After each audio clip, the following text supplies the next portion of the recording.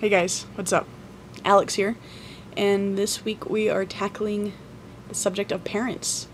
So my video's late, and not because of any particular reason. I didn't know how the hell to talk about this.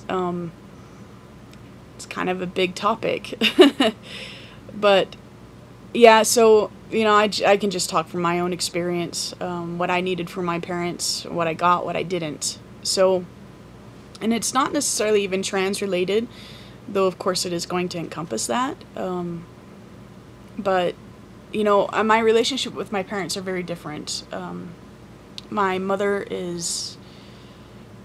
she's mentally ill, and she doesn't seek treatment. She doesn't see how ill she is. She just holds on to this bitter, hateful rage that consumes her life, and it's a really sad existence. A lot of that rage is directed toward me, and so it's also very toxic for me to be around, and our relationship is completely superficial. If she wasn't my mom, I would have nothing to do with her. She kind of blames me for how her life turned out. She was a single parent for a long time, and really embraces being a victim, which is something I 100% cannot relate to.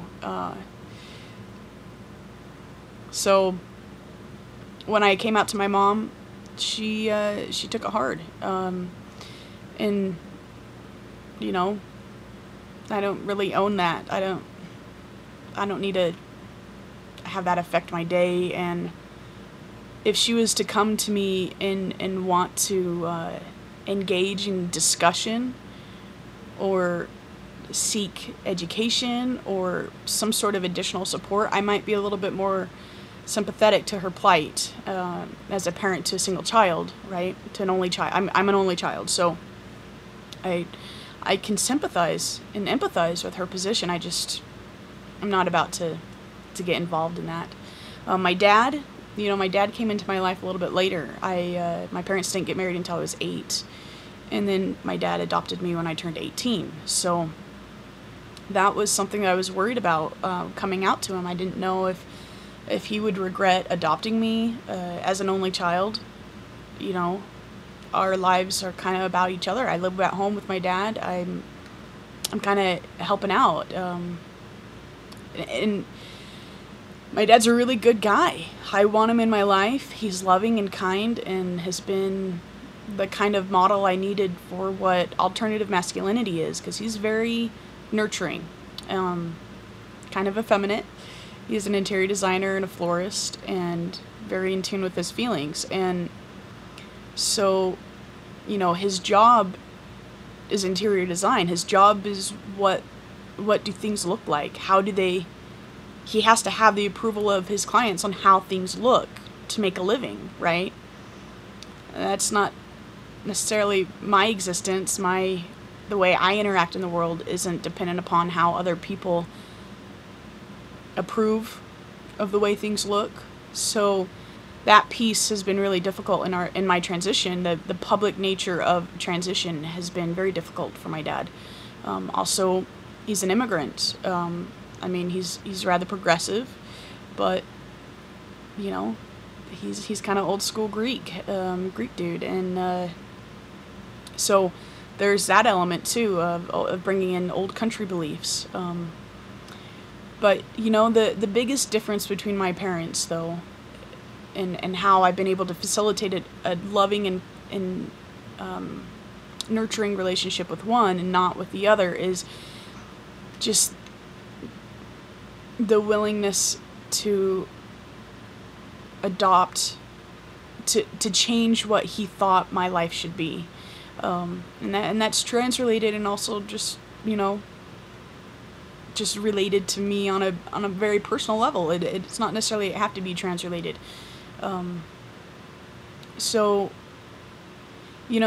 one thing I do appreciate of how my dad has taken my transition is he doesn't really come to me when he has a big, when he's suffering. When he's suffering with my transition, I'm not the person to talk to. I'm not an appropriate person to talk to with this. I have a very biased point of view with this, and so he's sought support from people who are understanding of my identity and embrace that, but also want to offer him support. And I think that's really been helpful. I don't know how much education he's done. That's another thing that I would definitely recommend parents to do, is to educate themselves, because the role of educating another person for the immense topic of gender and transgender and gender identity, and God, I mean, it's just too much. My godparents are also very involved in my life, and I would certainly consider them more of a parental figure than my own mother.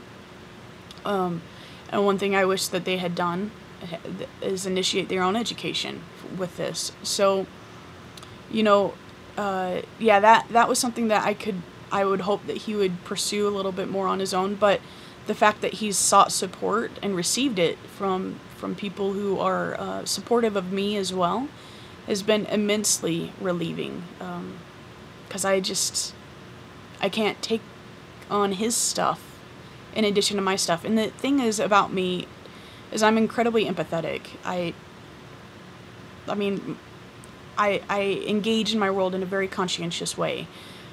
And sometimes that's an immense strength, and sometimes that's a very profound weakness as well. And I just, you know, with everything, with transition, inducing a second puberty, going through very invasive surgical procedures and medical steps, I can't take that role on as educator, as, you know, counselor. I'm not the person to talk to. And so I think that's something to really focus for parents of children who've come out recently. You know, your child isn't the person to speak to about your loss.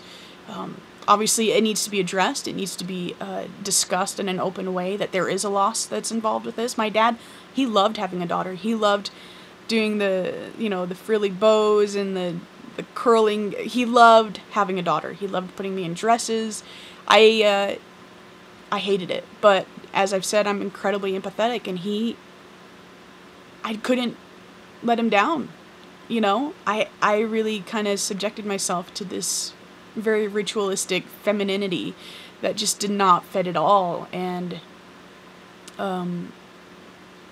so there's a mourning process, absolutely, and he's coming to terms with that, and I hear from other people, you know, he's very close with my godparents, and I just went out to lunch with my godmother today, and she's like, you know, does your dad really cry with you? And he doesn't, and I'm grateful for that, because he knows that I take that to bed. You know, that's not something I can just part with easily. So yeah, I don't know, that's kind of my 2 cents worth. I don't know if this is helpful at all, but it's a big topic. So alright guys, well, I hope you guys are well, and you've had a fabulous Thanksgiving, and see you soon.